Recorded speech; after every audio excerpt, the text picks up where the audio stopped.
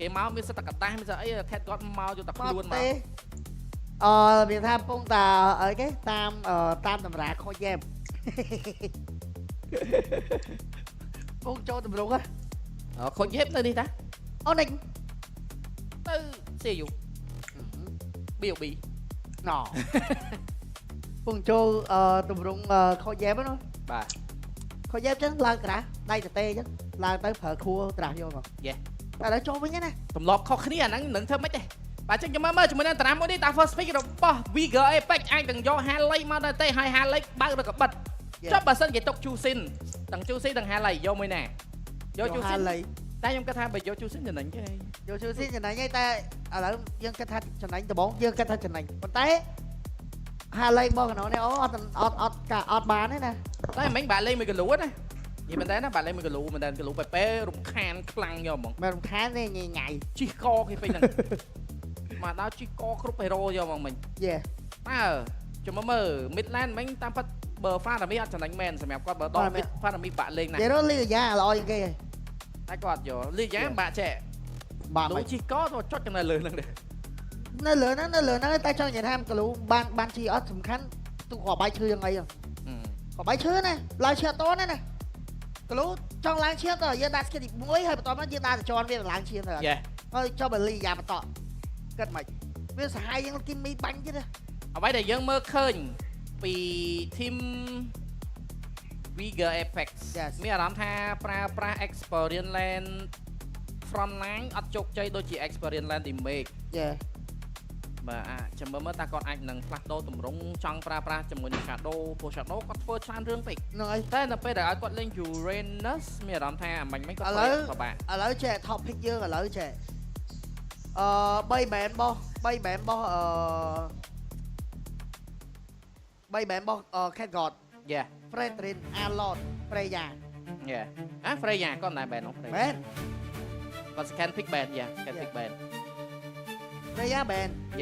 ចំនួនឥឡូវសួរថាវគ្គមួយនេះដូរពី slot Freya ហ្នឹងទៅ band ហាឡៃវិញឬក៏មិនបើក Leo ទៅធ្ងន់ចុះ Leo នឹងហាឡៃដូរមួយណាអត់ទេ Leo ខាងVigor Apex អា band ទេ Vigor អា band ហូតសំលេងវគ្គទី5ក៏បានបន្លឺឡើងតារ៉ាភិកក៏កំពុងតែខិតជិតមកដល់លោកគ្នាតែកំពុងតែអន្រួនដល់អ្នកទស្សនាជាមួយនឹងនាទីនេះតនៅ MPL Cambodia Arena កំពុងតែភ័យបំពោះមែនតែនហើយក្រុមណានៅមិនឈ្នះជាមួយនឹងវគ្គមួយនេះឡើងទៅកាន់ជាមួយនឹង Upper Bracket Final Flying លូបើចោលមែនទៀតទៅនិយាយមកស្លុតនេះស៊ូស៊ីនទៅបានបាំងអាឡតបើ Freya Freya អាឡតពោវា Freya Marcel បានអស់ Uranus ដូរ slot មែនពី Freya ទៅហាឡៃវិញលើនេះបើក Uranus យកឥឡូវសំខាន់ចេះ first pick ហ្នឹងយកហ៊ានយក Freya អត់យកឲ្យគូស្រែលេងធន់បាទចាំមើល first pick មួយណាឬក៏ first pick មកវា Win វាចំណេញអី Win អត់ឬអត់ទេគាត់ច្រើនណាស់ first pick គឺគាត់ច្រើនមែនទេដោយសារតែគេបាន10 pick Freya ហ្នឹងយកអត់ឬក៏គាត់ចង់ secure ឲ្យពោវាឲ្យសាដូពោវាសាដូនៅសល់អាឡតទៀតWin ចឹងសាដូភាគរយច្រើននៅក្នុងការលេងអាឡតនេះមកឲ្យ10 pick ហ្នឹងអាឡត cloud អាឡត cloud ចាំមើលចុះសល់ Freya ណា cloud អី cloud ឲ្យលេងចុះយើងយក Freya មក counter cloud Freya មិនចូលអត់ pick ទៀតអត់ pick កើត10 pick ហ្នឹងឯងអត់យកem ចូលអត់យកមិនកើតវាមក self Freya Different perspectives expose the same truth Freya អត់យកមិនបានអត់យកមុនឡើយអត់យកគេយកនេះ Freya អាឡតបុកអ៊ីបគេនៅវានេះជា hero flick ទេតែខ្ញុំគិតថាគឺវាចង់រកភាគរយច្រើនអាឡត cloud ឬក៏អាឡត Granger តែ cloud ចំណេញទេ cloud គ្រីមកស្កើមិនក្រៅបើ pick មកស្កើទៅដល់តែដោយសារយើងឃើញ Vincent គាត់លេងច្រើនតែ Freya មកគូសែនខុសគេ Vincent គាត់លេងឡើង4វគ្គណា cloud ណា4វគ្គហ្មង cloud កលា4វគ្គតែលេងឈ្នះរហូត cloud ហ្នឹងចាញ់មួយចាញ់អាឡតឲ្យហើយអត់អាឡតឲ្យហើយអត់អាឡត cloud ឬយ៉ាងណាការីវិញអូតូ អូ គ្រី អាឡត អាឡត I will choose my own path. គ្រីសួរវាយហ្វ្រេយ៉ាជាង បត់ផោវាមែនពួក I am យកផោ not វាយកមកខោថាអាឡតនៅលើឡែន by these chains. ចឹង slot ban មួយនេះបិទកលីអត់បិទទេអញអត់បិទ អេគ្រីអត់បាត់មិនកើត បិទ ស៊ូ ពីមុនណា My Oh, you tail's mean been myself. itching for a real fight. ពេញមើលយើងមាន master ភិកស្អីទៀតបើកកលៀងងឹតមុខលើគួយគវិន មែ វា នទេ បង មែនទេដោយសារយើងអត់បានមើលនេះអត់បានមើល master មិនតិចមើល ចាងកលរបស់ Pro តាគាត់នឹងប្រើប្រាស់ប្រភេទរ៉ូអ្វីដើម្បីលេងជាមួយនឹងគវិនវា យើងសិនទៅមួយនេះ Yin Because Sin I Su saved Yu. my nation from falling apart. មកទៅចេញហេរ៉ូថ្មីហ៎ អស់ហើយណាមានហេរ៉ូណាទៀតអស់លេងទេ តោះទៅលោក Muscle of នេះគេបានណានេះ ចាំមើលមើល bones of steel. ឥឡូវរោមខ្វះរោមដែលបើកមុខខ្វះរោមបើកមុខចុះបែកកតូនវិញណោះឥឡូវ សោះហើយឡោះ The immortal Oh, one hello. chose me to Map, vanquish the uh, hello, shadows Mate. that plague ហើយ this យ៉ា world. ឬក៏ last slot អត់ទេលាក់ភិកមីតសិនមីតឡានហេរ៉ូអីសេះសោបឡែន ព្រោះដោយសារខយលេងធ្លាប់លេងហើយយ៉ាធ្លាប់លេង last slot យើងឃើញហើយយ៉ា អាមីតឡែនមួយណាដើម្បីយកមក counter បើគាត់ចង់លាក់មីតឡែនក៏ល្អដែរតាមពិតទៅបើគាត់លាក់មីតឡែនណា ឥឡូវបើលាក់ mid lane មាន if អូភាសា ណាឆាអត់លាក់ទេខ្ញុំអ Payback. ឡតគ្រីបាក់លេណា បើចង់លាក់ mid lane ផ្សេងហ្នឹងយើងយក if តែមានអីភាសា Romer ទៅសល់ជាមួយនឹង hero knock up លេងមានដែរអញ្ចឹងគេយក combo ជាមួយនឹង Alot Romer អត់មានកតតទេឬក៏គាត់អាច កំតិចចេញឈូអីឈូអត់ទេទីទៅបែប ឈូបានតាលេងបានឈូសម្រាប់តែដឹងទីបែនគាត់ perform មិនណា ហ្នឹងហើយ គេថាឈូយកមកបាន យើងធ្លាប់ឃើញ performance chip ឈូ អូ chip តំណង បើ chip midland ត damage midland damage បច្ចុប្បន្នកាលនៅ អូដែល តើគាត់ តែ ច មាន ង់ knock up ដែរ អេ knock up មកក្រោ knock up លីយ៉ាដែរ ហើយលោក ហើយលោកអូផងដែរ My mission is to protect ព្រោះដោយសារ lives. គាត់ត្រូវការ front គាត់ត្រូវការ front ច ច យ មកហើយ Beat at the អូ ខ្ញុំ like 1 second pick plan គម្រោងគេរៀបចំគម្រោងហើយអូយរត់ថត់ play អើយអើយជាមួយនឹងវគ្គទី5ទីបំផុតក៏មានសម្រាប់គូមួយនេះដូចគ្នាប៉ុន្តែ Upper Bracket มันមានមិនការបញ្ចប់ដោយងាយនោះទេ Top 1 Regular Season ក៏មិនអាចបំបែកលេខ3នៅក្នុង Regular Season តែងាយប៉ុណ្ណេះពី85ទៅជា81ក្រុមទាំងពីរនៅណានឹងឡើងទៅកាន់ Upper Bracket Final មកនៅគ្នាដែរមានតែវគ្គទី5នេះតែម្ដងដែលអាចសម្រេចតើក្រុមណាដែលជាក្រុមខ្លាំងជាងគេនៅក្នុងការប្រកួតនេះដូចគ្នា បាទ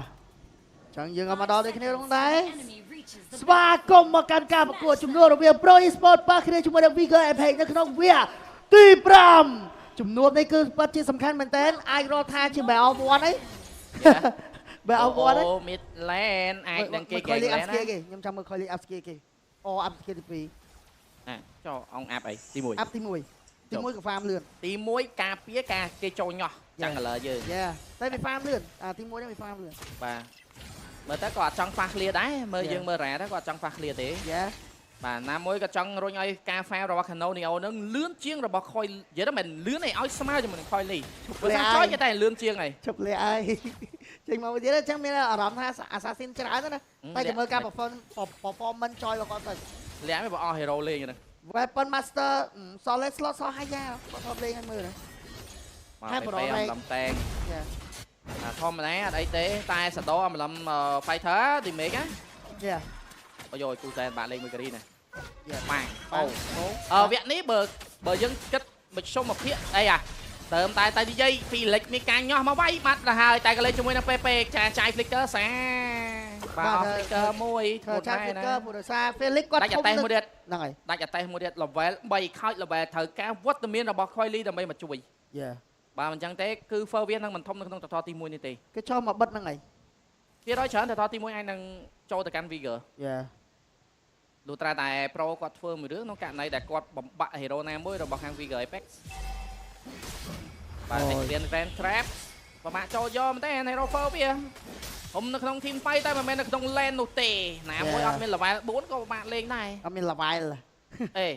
ជាមួយនឹង អូយ គូសែនកាក់ គូ lane សែនកាក់លែនមកហើយគូសែនកាក់លែន គូ មក សែ ហើយ នកាក់ lane តែដូចជាអត់បានកាក់វោទេគឺអាឡៃក៏រវល់វាយគ្នាជាមួយនឹង Vincent ក៏បង្អាក់ជាមួយនឹងគូសែនឲ្យទៅការបោកវាយវិញដូចគ្នាប៉ុន្តែទៅវាយក៏មកវាយគ្នាមកទៅមកមិនឲ្យទៅនោះទេតថលទី1នឹងជាតថលរបស់ខាង Vigor ទៅពេលកាន់តាមការចូលយកតាមដល់ជាមួយនឹងការ Sing តែបានជំនាញយកបានដូចគ្នាប៉ុន្តែបានមកជាមួយនឹង Coily ទម្លាក់វា strike អត់ត្រូវជាមួយនឹង Candonio បាត់ជាមួយនឹង Candonio មិនប៉ុណ្ណឹងគ្នាទេមួយលោនឹងមួយតែតថលចូលទៅកាន់ជាមួយនឹង Pro Esport ចំណេញពីខាង Pro Esport ដូចគ្នាផងដែរដែលស្របពេលដែលគាត់មិញនេះគឺគាត់ retrieve បាន total ហើយប៉ុន្តែដោយសារដាច់ Coily ទៅវិញប៉ុន្តែក៏មានការដូរយក Chakler មកវិញដែរ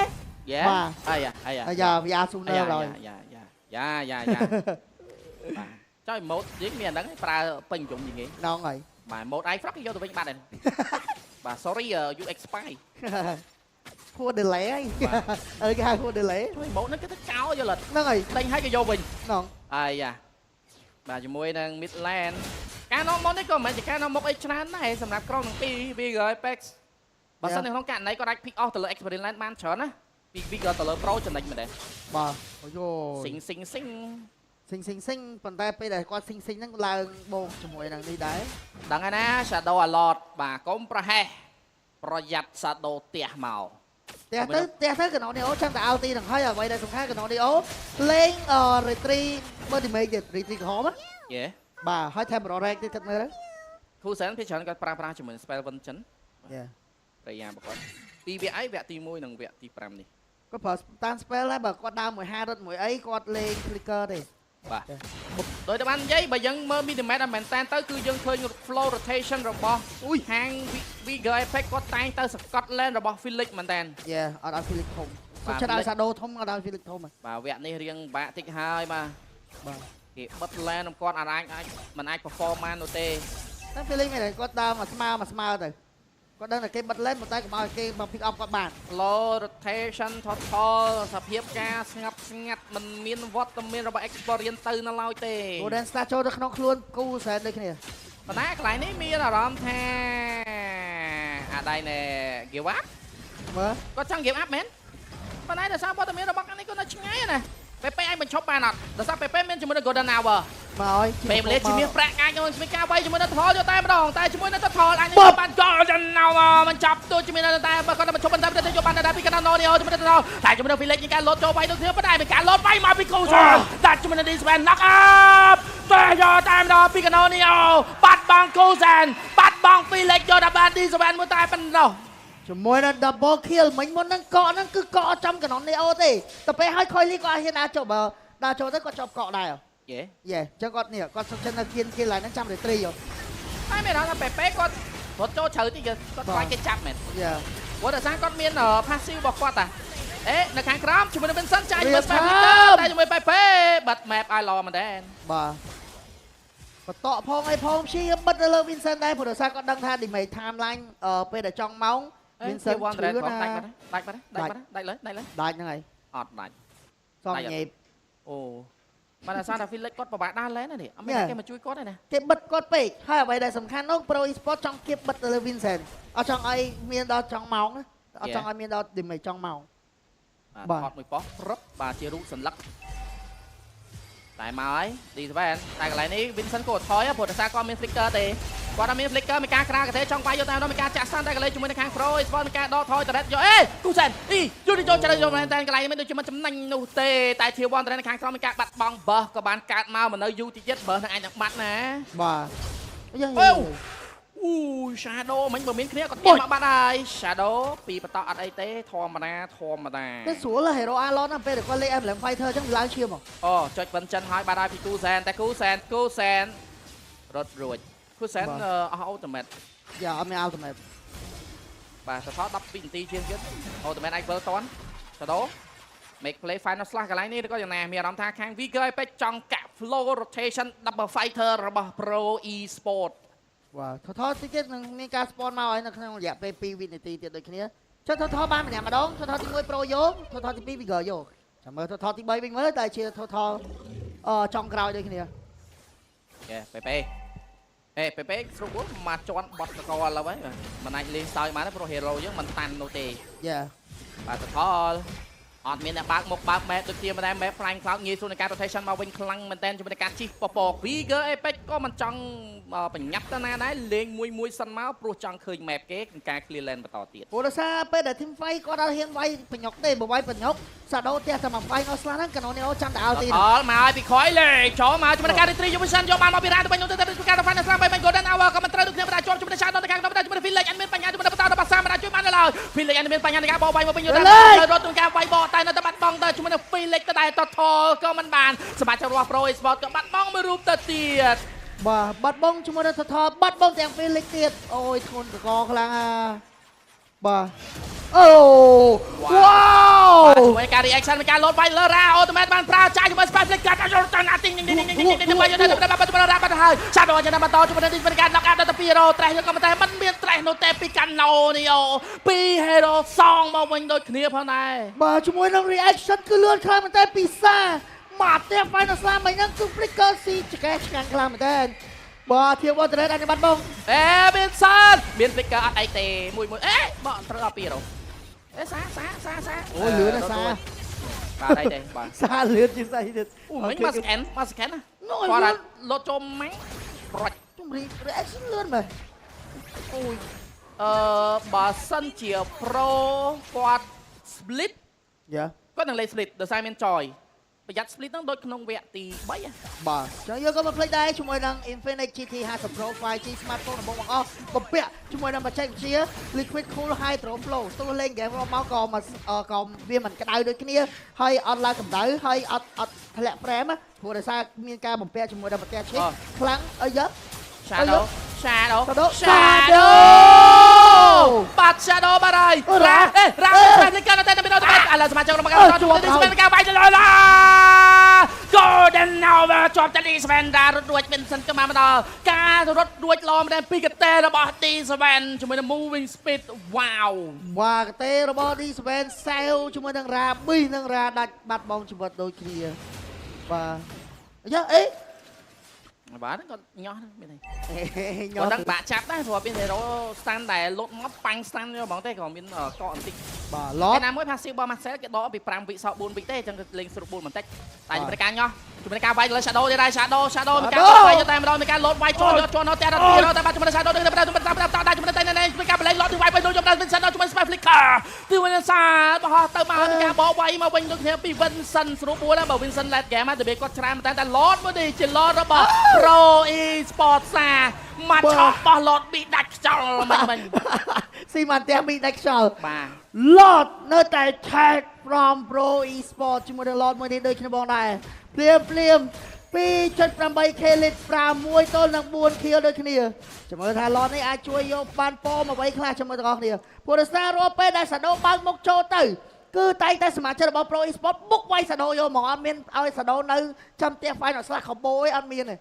បុកវាយយកមក មិនឲ្យ D7 បាក់មកណោះ អត់យល់ដែរ តែត្រាស់របស់ខាង Vigor ពេជ្រត្រាស់គាត់ទប់ផ្ទះល្អណា Yeah Pro គួរតែប្រយ័ត្នមែនតើបើសិនជាប្រហែសការទប់ផ្ទះរបស់ Vigor អាចនឹងភាពជាជ័យចំណេះក្នុងវគ្គនេះដូចគ្នា Yeah ព្រោះសាមីលីយ៉ាង អេជួយតែពេដាក់ចូលយកតែម្ដងគ្រាន់តែតេសតែម្ដងមានការតអូ skill មួយអត់ទៅខាងក្រោយជាមួយនឹងរ៉ាបោះកតេល្បីទៅការរំដោះគ្នារត់រួចដូចគ្នាប៉ុន្តែជាមួយនឹង Lord ក៏បានមកដល់អស់ពី ultimate និងអស់មួយ spell របស់រ៉ា ជួយយើងបានឃើញណាមិញគឺពេលរាល់ពេលដែលពេលចូលទៅជាមួយនឹងការថតរូបជាប់ជើង ultimate របស់ផឹកសាគឺធ្លាក់មកយកមកបន្តមករួមជាមួយមកអញ្ចឹងឲ្យពេលដែលចូលដល់ចុងមកជាប់ដល់ ចាក់បានតែអត់មានស្ទាចូលបោកទីមេចាក់ចាក់ទៅតាត់យកតែមែនតែគូសេដល់បានទៅកណ្ដោនេះអត់បានតែលត់នៅខាងលើអាចតុបបានតែជាមួយនឹងទាទូទៅតែមានឡានឯមួយបែកដាច់គ្រាន់តែគ្រាន់តែបញ្ឈប់ជាមួយនឹងការបុកតទៀតពីខាង Pro e-sport តែបន្តតែគាត់ឈប់ឬក៏មិនឈប់បញ្ឈប់ត្រឹមនេះឬក៏បន្តទៅសាននៅខាងលើដាច់សៀលតារ៉េតបាត់ទៅហើយណាមួយក៏មាន hero វាយផ្ទះទេស្រួលបួលបន្តិចប្រយ័ត្នសានដូរធ្វើមួយរឿង បាទចឹងយើងឃើញហើយក៏ប្រយ័ត្នដូចគ្នាព្រោះពេលដែលចាប់ជើងពីពេភាសារបស់សាតែបន្តទៅយកហ្មងណាបាទមកតង់គឺធ្ងន់ចឹងភ្លាមមក lot នេះគឺចំណេញដែរយកបានជាមួយនឹងធាគូទាំង3ផ្លូវក៏ដូចជាយកបាន secret នៅលើតែ secret បែរ30 secret ទៀតដាច់ដូចគ្នា និយាយទៅបើសិនជា Pro Sport អត់ check item ទេ យេ Shadow នឹងអាចធ្វើមួយរឿងយ៉ាតិចឲ្យធ្វើ Shadow តែលោតចេញមកមិញ Và cái này nó cái ca hô cho vui năng team fight ban được dù. Ai thằng biết? វ៉ាប់មែនអូរខមែនថាអូរខរស់rồi ពេលអាហ្នឹងយកឈាមយកទៅចិនឈាមដោយសារវាបូករួមជាមួយនឹងIntermediate Fighter របស់គាត់ Emblem របស់គាត់ S2 Festival of Blood ហើយប្រែស្មៃចុះអាពេលចាក់គាត់លោឈាមទៅដល់គួរតែមកស្តាំងចូលមីនីចាក់មីនីដើម្បីគ្រាប់ឈាមឡើងចង់ពេញ ណាមួយឥឡូវបើយើងឃើញថាកវិនវិននៃការដកមកប៉ុន្តែប្របាក់នឹងមានអ្នកបោកណាព្រោះបើសិនជាចង់ឲ្យមាន damage បោកលូត្រាតែសារហ្នឹងអត់អាចបន្ត ultimate បានឥឡូវទូនទីអ្នកណាតែទៅរំការជាមួយនឹងសារ ហើយ តើគួរតែ shadow ឬក៏យ៉ាងណា ឥឡូវ Shadow ចូលដល់អត់ ប្រូច បើពេលបើមេបាល់ហូននេះ បាទ12នាទី7ទល់នឹង4ជាមួយនឹងការនាំមក 4.8k ពី Pro E Lot Sport Spawn បាទ lot ចេញមក lot ទី2ឥ Hey! ឡូវចូលពេលដាក់មួយកោដល់អើតន់ពេលឡោពេលបាត់ជាមួយនឹងកាណូនេះអូទីសបានអាចនឹងជាអ្នកមិនតនៅការលោតបាយតាមដល់ទីសបានបាត់បង់ជីវិតដូចគ្នាបណ្ដាជាមួយនឹងសាដោចាំមើលរឿងបែរណាសាដល់2រត់តាមបណ្ដាចូលទេបាត់បង់2រត់បាត់ហើយលោតអាចនឹង free What a play from PP ជាមួយនឹងការចូលទៅដាក់អន្ទាក់ចូលមកគាត់ដាក់ goal ដែរដល់បើតន់ពេលវេលាទៀតអូ Marcel នេះបើធ្ងន់ Marcel នេះបើធ្ងន់ហាំង អេអត់យកឡត់មកផ្ទះម៉ាំងម៉ាំងអេសាដោខ្វាយមកឡើយដាក់ម៉ាំងមកឡើយមិញផ្ទះមកមិញ2នាក់មិញនិយាយទៅបើឈប់ថា final slam មិនល្អល្អបណ្ដាមិនដាក់ថែព្រោះដោយសារតែគាត់កំពុងតែគេដេញវាយ ហ្នឹងហើយ ខណៈមួយបាត់មកកាណូនីអូទៀត គេបញ្ញងអីយើងគិតទៅថយដល់ពេលផ្ទះមកយើងមានអីឡងមកបណ្ណាយើងវាក់ដែរ ពេលមិញញោះកាណូនីអូស្អាតបាទគាត់ដាក់ golden hour មុន ហ្នឹងហើយ លោតមកជាប់ ដាក់មុននឹង My god អូយ wow នេះគេហៅ predict ប៉ុន្តែ moment អូ Shadow of Flicker កន្លែងនេះជាចំណុចល្អប៉ុន្តែគាត់ក៏មិនអាចប្រហែសបានដែរបើសិនជា បុកកញ្ចូលវាយចិត្ត ហ្នឹងហើយបើយើង roll ពេកពិបាក ហ្នឹងហើយ ខវាយតារ៉េតក៏ពិបាកដោយសារគេមានរ៉ាគាត់លេខទៅលើ Lilia ហើយណាមួយនៅមានជាមួយនឹង Final Flash ទៀតហើយរបស់គាត់ Freya ហ្នឹងដែលមាន damage វាយផ្ទះអញ្ចឹងពិបាកមែនតើ ហ្នឹងហើយប្រយ័ត្នតែអត្តស្ពេតស្រាប់ ទៅមាន100ដែលគាត់អាចយកបានជាមួយនឹង TC នៅខាងលើតែបុកlênខាងផ្សេងយើងជាមួយ Just Dance ជាមួយនឹងការលើរបស់ខាង Pro Esports អាចនឹងបុកចូលដែរទៅទេ ឡតនៅលើ បាទឡតក៏ចេញខាងលើក្នុង14នាទី13 14វិនាទីប៉ុណ្ណាแล้วមានការបុកទៅលើ Tier 3 Turret អាចនឹងមានការទប់តែកលេចជាមួយនឹង Shadow ប៉ាំងប្រុយ friend ទេអត់ផ្លាច់ផ្ទះចោលមួយដូចគ្នាប៉ុណ្ណាដោយដឹងច្បាស់ថាឡតមកនេះគឺអាចនឹង free clear តែណាមួយគាត់ដឹងដែរហ្នឹងផ្ទះចោលទៅគូដោនដល់មួយផ្លែដែរហ្នឹងឲ្យទីគាត់ បោះជាមួយនឹងវីជាមួយនឹងការឡតចូលមកពីខាងជាមួយនឹងលេខគាត់ចាំបានជាមួយនឹងសិនបាទជាមួយនឹងការបុកមកពីខាងចូលជាមួយនឹង Shadow ក៏ទៅចាំនឹងការបុកបន្តពីផ្លូវការវាយផ្ទះបើចាប់វាដល់តាមឡងចៃចំណេះអានឡើងដល់ការវាយផ្ទះជាមួយនឹងខាង Shadow អាចទៅបានវាយផ្ទះចាប់បានហើយ អីឡើងទៅ Upper Black Final គឺបនទៅលើ Pro Esports What a comeback game Oh my G comeback តាំងពី2-1រហូតមក2ស្មើរហូតទៅដល់3ទល់នឹង2 Wow The undefeated team នៅតាមបន្ត